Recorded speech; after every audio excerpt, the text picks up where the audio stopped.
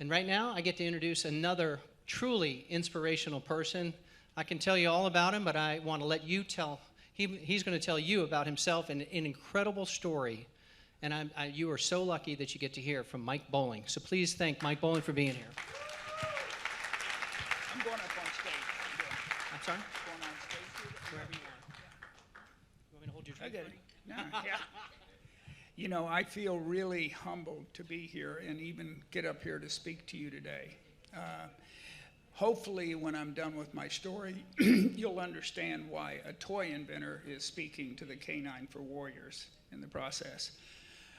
First, I want to thank God for the blessings that I've had in my life. It's just, when you hear the story, you'll understand. And I pinch myself every day.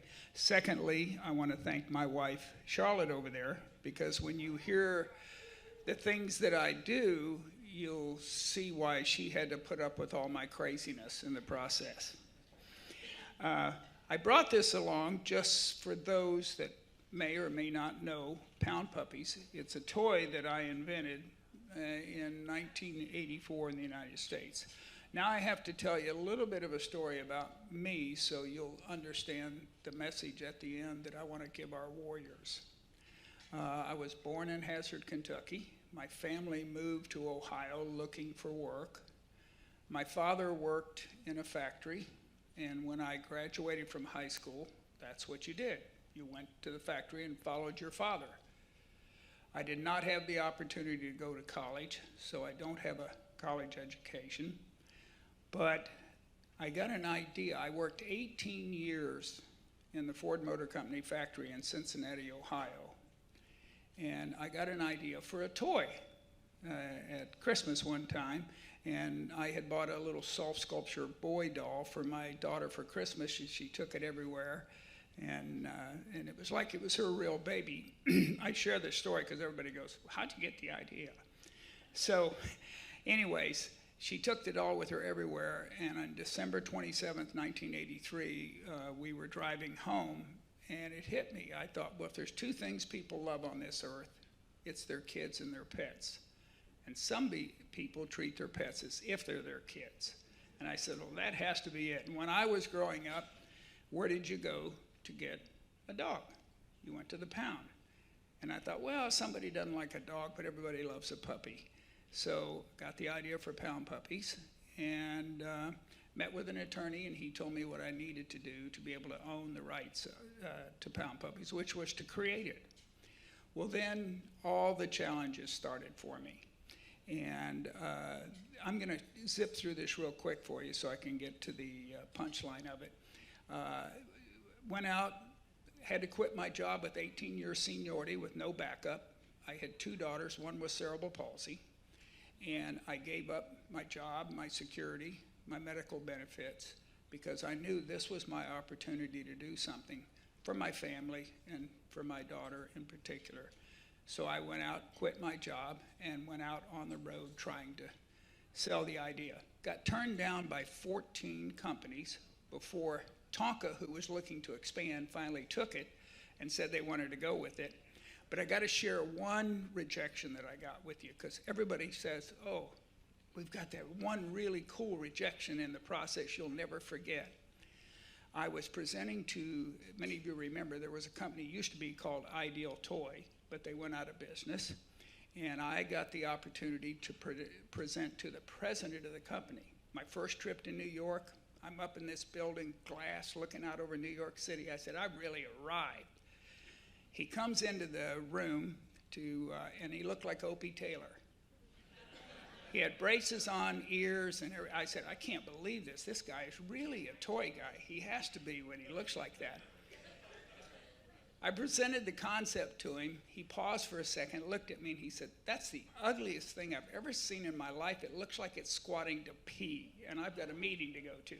Got up and walked out on me. Pound Puppies ended up being, during its heyday, #1 in the world. We were sold in 52 countries around the world. Had a cartoon show by Hanna-Barbera, a movie by Corelco, and we were listed by Time magazine. They listed the top 100 toys of the last 100 years, and Pound Puppies was in that list. for the last 100 years. So, thank you. So he did a lot of peeing during those years, and it worked out well for me during the process. Okay, now fast forward, and I've done a lot of motivational speaking, and I always tell people, you've got to pursue your dream. No matter what it is, you've got to pursue it. That's the thing. When you get it, you've got to go with it. Well, 11 years ago, I was diagnosed with cancer, and not a very friendly cancer, appendix cancer. Only 35% of people survive 5 years with it, and it really gave me an attitude change in my life. And but now I'm 11 years. This June, it's 11 years from now.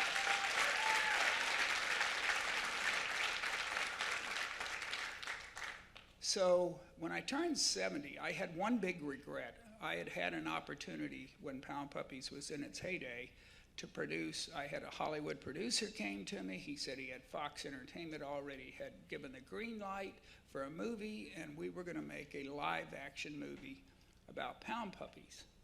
Well, then cancer got in the way, and I said, okay. I said, where are my priorities in life? So I couldn't do it, and so I passed it up. Well, when I turned 70, I said, how dare you sit around and tell everybody else to pursue their dreams? You're 70, you're alive, go and pursue it. And Billy Tucker's in here. She really helped me immensely with this crazy idea I had. And so next thing you know, I'm talking to some Hollywood producers and writers and everybody. And then we've heard this word a lot tonight. Then COVID came in and shut Hollywood down. So I said, okay, I know what I'll do. I'll write a real strong synopsis so that the Hollywood people know exactly what the story's about. Because the writer we had when we were working with the producer, he wanted to put all these different spins on it and not only give them an elevator pitch. So I said, okay, I'm going to write a synopsis. I'm not a writer, okay? And having only graduated from high school. 169 pages later, I had my synopsis done. So then I went out and I found a company called Kevin Anderson Associates, and they're a very, very top company that helps people, that are not writers, become writers and get their book published. So I started working with them. Then I get this crazy idea, third idea, and I want to point something out to you while I'm thinking about it right now. I got into the toy business. I knew no one in the toy business. I knew nothing about the toy business. I didn't have any idea of how to pursue this thing. I just was determined to make it happen, and it happened. I decided to produce a movie.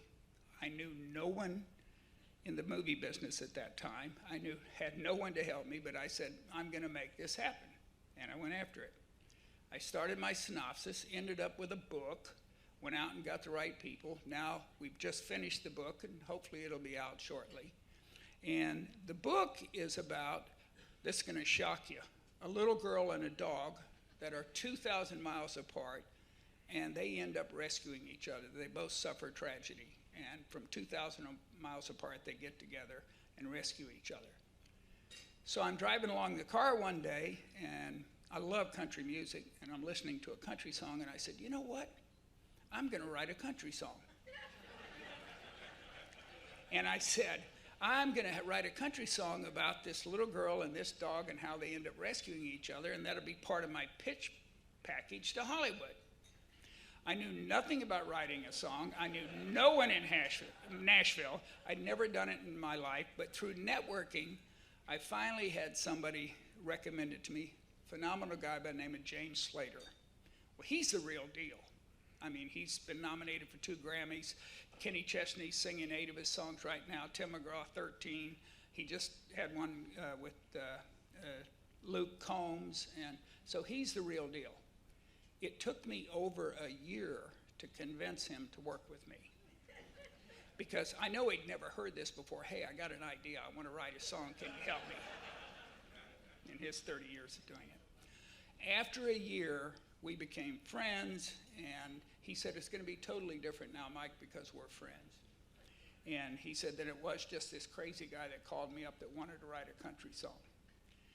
So we started writing the country song that I wanted, and it had to be about the little girl and the dog, and worked on it for 6 months. And it's not easy to write a country song. I found that out. It's not easy to come up with the right words and the theme. And he told me, first thing we got to do is we got to come up with a name. I said, name first? He said, yeah, you come up with a name first, and then you build the story up to the name. So I was talking to him one day, and I said, well, you know, who rescued who? And he goes, that's it. That's going to be the name of it, Who Rescued Who. So 6 months later, we still don't have the song written, struggling, and we just couldn't make it work with a little girl and a dog and a country singer singing about this little girl and this dog. It just didn't seem to click. I had a God moment, and I had known nothing about K9 for Warriors when I started this project.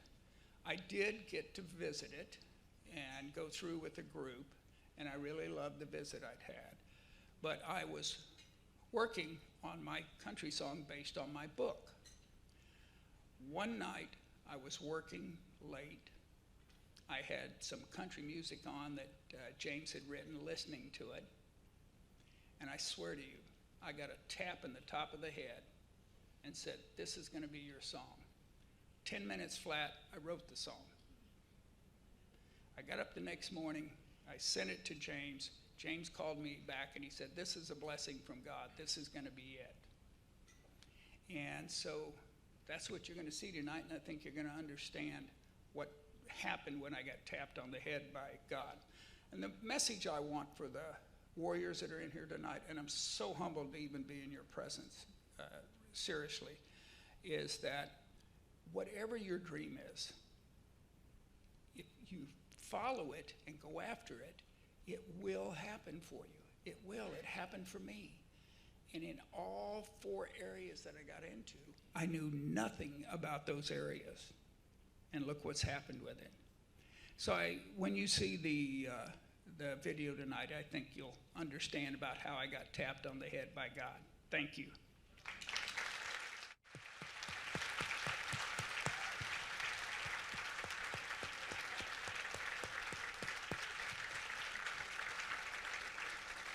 Wow.